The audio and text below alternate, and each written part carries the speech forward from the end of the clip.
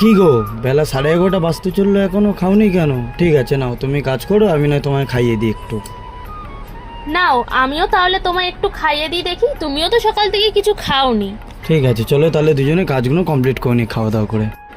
যাক বাবা, অনেক বেলা হতে চললো, দুজনে মিলে বরঞ্চ একটু মজা করতে করতে কাজগুলো গুছিয়ে নিই। আর এদিকে গরমও ওরকম পড়েছে বলে আকাশটা মেঘ করে আছে, বৃষ্টিটাও দিল।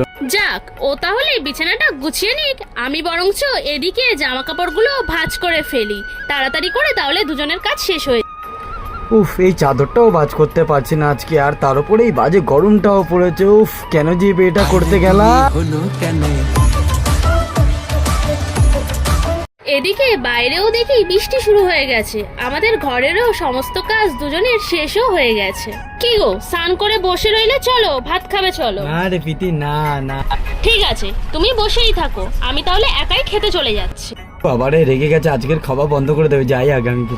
দূর বাবা, খুব জোর খিদে পেয়েছে, দাও না, ভুল হয়ে গেছে, খুব জোর খিদে পেয়েছে, দাও না। আচ্ছা ঠিক আছে, ভাতটা তো বাড়তে দাও। দাও, এই তো, থ্যাংক ইউ সোনা আমার।